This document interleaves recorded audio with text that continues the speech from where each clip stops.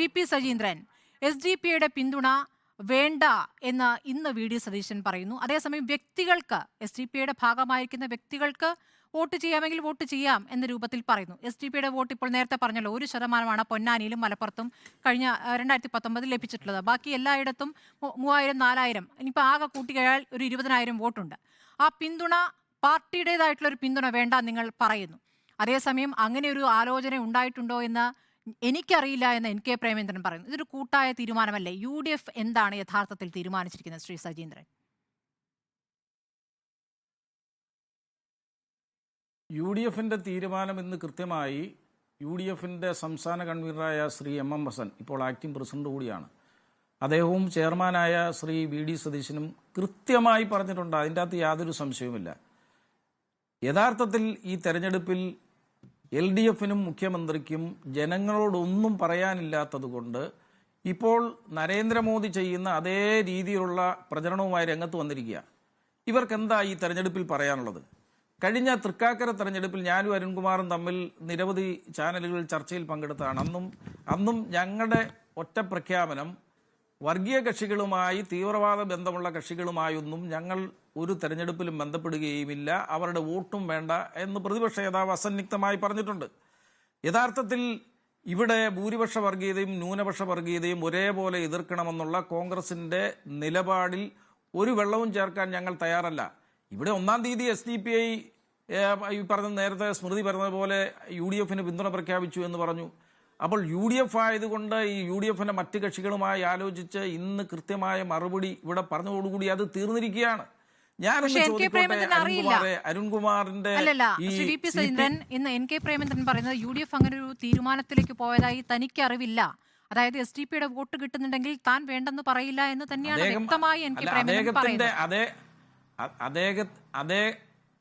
അദ്ദേഹത്തിന്റെ പാർട്ടിയുടെ ജനറൽ സെക്രട്ടറിയായ ഷിബു ബേബി ജോണുമായി കൃത്യമായി ഫോണിൽ സംസാരിച്ചു. UDF കൂടാൻ ഈ തെരഞ്ഞെടുപ്പ് സമയമായതുകൊണ്ട് അസാധ്യമായിട്ടുള്ള കാര്യമാണ്. അപ്പോൾ എല്ലാ ഘടകകക്ഷി നേതാക്കളുമായി ഫോണിൽ വിളിച്ച് സംസാരിച്ചതിന് ശേഷമാണ് ബഹുമാനപ്പെട്ട ചെയർമാനും കൺവീനറും ഈ പത്രസമ്മേളനം നടത്തി എന്നാണ് എനിക്ക് മനസ്സിലാക്കാൻ കഴിഞ്ഞത്. അപ്പോൾ എന്തായാലും എനിക്കിവിടെ ഇരിക്കുന്ന അരുൺകുമാറിനോട് ഒരു കാര്യം പറയാനുള്ളത്, ഈ കഴിഞ്ഞ കാലങ്ങളിലെ SDP-ഐ പോലുള്ള സംഘടനകളുമായി ബന്ധം ഉണ്ടാക്കിയത് ആരാണ്? ഈ പിണറായി വിജയൻ മുഖ്യമന്ത്രിയായതിനു ശേഷം SDP-യുടെ ഒട്ടനവധി കേസുകളിൽ നിന്ന് രക്ഷപ്പെടുത്തിയിട്ടുള്ളത്. മഹാരാജാസ് കോളേജിലെ അഭിമന്യു എന്ന് പറയുന്ന ആ ചെറുപ്പക്കാരനായ ഞാൻ പെറ്റ മകനെ എന്ന് മുദ്രാവാക്യം നിങ്ങൾ തന്നെ മുഴക്കുന്ന ഈ അഭിമന്യുവിനെ കൊന്നത് SDP-ക്കാരാണെന്ന് SFI-ക്കാരൻ സമ്മതിക്കുന്നുണ്ടല്ലോ. ആ പ്രതിയെ 2 വർഷം കഴിഞ്ഞതിന് ശേഷം സ്വയം കീഴടങ്ങുകയാണ് ചെയ്തത്. പിടിക്കാൻ ഈ പോലീസിന് കഴിഞ്ഞിട്ടില്ല. കാരണം പിടിക്കാൻ ഈ ഗവൺമെന്റ് തയ്യാറായിട്ടില്ല, പിണറായി വിജയൻ തയ്യാറായിട്ടില്ല. പിന്നെ വേറൊന്ന്, അരുൺകുമാറെ, പത്തനംതിട്ട നഗരസഭയിൽ തുല്യം UDF LDFും തമ്മിൽ തുല്യമാണ്. അവിടെ SDP-യുടെ ഒരു കൗൺസിലറുടെ പിന്തുണയോടുകൂടിയാണ് അവിടെ ഭരണം നിലനിർത്തിയിരിക്കുന്നത്. നിങ്ങൾക്കറിയാമോ? ആ SDP-യുടെ കൗൺസിലറെ സ്റ്റാൻഡിംഗ് കമ്മിറ്റി ചെയർമാനായ LDFന്റെ വോട്ട് കൊണ്ടാണെന്ന് അങ്ങേക്ക് നിഷേധിക്കാൻ കഴിയുമോ? ഈരാറ്റുപേട്ട നഗരസഭയിൽ UDFന്റെ ചെയർമാനെ CPM-ഉം SDP-യും ചേർന്ന് പുറത്താക്കിയത് നിങ്ങൾക്കറിയാമോ? നഗരസഭയിൽ അവിശ്വാസ പ്രമേയം കൊണ്ടൊന്ന് പുറത്താക്കിയത് അറിയാമോ? അപ്പം ഇങ്ങനെയുള്ള കാര്യങ്ങളിൽ നിങ്ങൾ കാണിക്കുന്ന ഇരട്ടത്താപ്പ് ഈ കേരളത്തിലെ ജനങ്ങൾക്കറിയാം. ഞാനൊരു കാര്യം പറയാൻ ആഗ്രഹിക്കുന്നു. ഈ മലപ്പുറത്തെ ഈ LDFന്റെ സ്ഥാനാർത്ഥി DYFI നേതാവാണല്ലോ.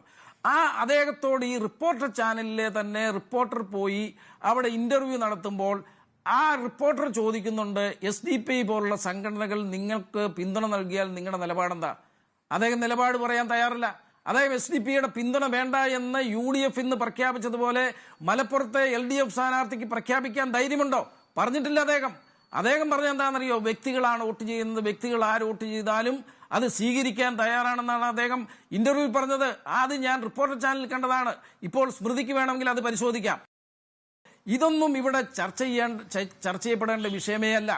ഇവിടെ പിണറായി വിജയൻ ആരെ സഹായിക്കാനാണ്? ഞാൻ ചോദിച്ചോട്ടെ, ഇപ്പോൾ പിണറായി വിജയൻ രാവിലെ എഴുന്നേറ്റ് കഴിഞ്ഞാൽ രാഹുൽ ഗാന്ധിക്കെതിരെ വാദോരാതെ പ്രസംഗിക്കുന്നുണ്ട്. എന്തിനാണ് രാഹുൽ ഗാന്ധി എതിർക്കുന്നത്? BJP-യെ സന്തോഷിപ്പിക്കാനല്ലേ? മോഡിയെ സന്തോഷിപ്പിക്കാനല്ലേ? യഥാർത്ഥത്തിൽ എന്തിനാണ് ഞങ്ങൾ മത്സരിക്കുന്നത്? UDF മത്സരിക്കുന്നത് എന്തിനാണ്? ഇന്ത്യ മുന്നണി മത്സരിക്കുന്നത് എന്തിനാണ്? BJP ഗവൺമെന്റിനെ ഈ രാജ്യത്തുനിന്ന് പുറത്താക്കുന്നതിന് വേണ്ടി ഞങ്ങൾക്ക് കൃത്യമായ അജണ്ടയുണ്ട്. CPM-ന്റെ അജണ്ട എന്താ? CPM-ന്റെ അജണ്ട തങ്ങളുടെ ചിഹ്നം നഷ്ടപ്പെടാതിരിക്കാൻ വേണ്ടി ഉള്ള ഒരു അജണ്ട മാത്രമല്ലേ? ഞങ്ങളുടെ ചിഹ്നം മരപ്പെട്ടിയാകരുത്, ഈനാമ്പേച്ചിയാകരുത്, അതിനുവേണ്ടിയുള്ള മത്സരം ഇവിടെ നടക്കുമ്പോൾ ഞങ്ങൾക്ക് കൃത്യമായ ലക്ഷ്യമുണ്ട് അരുൺകുമാറെ. അതിനുവേണ്ടി നിങ്ങൾ മത്സരിക്കുമ്പോൾ നിങ്ങൾ BJPയെ സഹായിക്കാൻ വേണ്ടി രാവിലെയും വൈകിട്ടും ഈ രാഹുൽ ഗാന്ധിയെയും കോൺഗ്രസിനെയും വിമർശിച്ചു കൊണ്ടുപോകുന്നത് ശരിയാണോ എന്നുള്ളത് നിങ്ങൾ ആലോചിക്കണം. നിങ്ങൾ ഈ വിമർശിക്കുമ്പോൾ ആരാണ് ഈ തെരഞ്ഞെടുപ്പിൽ ജയിക്കാൻ പോകുന്നത് നിങ്ങൾ മനസ്സിലാക്കണം. BJPക്ക് അനുകൂലമായിട്ടാണ് നിങ്ങളുടെ ഓരോ പ്രസ്താവനകളിലും നിങ്ങളുടെ മുഖ്യമന്ത്രിയുടെ ഓരോ നിലപാടുകളും കൊണ്ട് മനസ്സിലാക്കാൻ കഴിയുന്നത്. ഇപ്പോൾ ഇത് സ്മൃതി, ഇതെന്താണ് ഈ വിവാദം ഉണ്ടാക്കുന്ന മുഖ്യമന്ത്രി തന്നെയാ.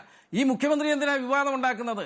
ഈ സർക്കാരിന്റെ പിടിപ്പുകേട് മറയ്ക്കാൻ, ജനങ്ങളെ ശ്രദ്ധ തിരിച്ചുവിടാൻ വേണ്ടിയാണ് ഈ പിണറായി വിജയൻ തന്നെ ഇത് നടത്തുന്നത്. 7 മാസമായി, 1 മാസം കുടിശ്ശിക കൊടുത്തു എന്ന് പറയുന്നു.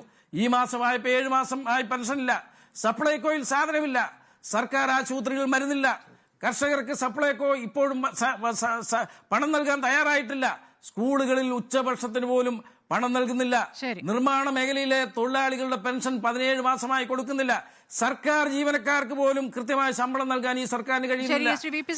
സിദ്ധാർത്ഥനെ പോലെയുള്ള SFIക്കാരുടെ ക്രൂരമായ മർദ്ദത്തിനെതിരായി കൊലപ്പെടുത്തിയ ആ പാവപ്പെട്ട കുടുംബം ഇന്നും ആശ്രയമായി പ്രതിപക്ഷത്തെ ആശ്രയിക്കുന്നു. രാഹുൽ ഗാന്ധിയെ പോയി ഇന്നലെ കണ്ടിരിക്കുന്നു. അപ്പോൾ അതിൽ നിന്നൊക്കെ ജനങ്ങളുടെ ശ്രദ്ധ തിരിച്ചുവിടാൻ വേണ്ടി പിണറായി വിജയൻ തന്നെ ഒരു വിവാദമാക്കുന്ന ഒരിത് മാത്രമാണ് ഇപ്പോൾ ഈ നടക്കുന്ന ചർച്ച എന്നേ എനിക്ക് പറയാനുള്ളൂ.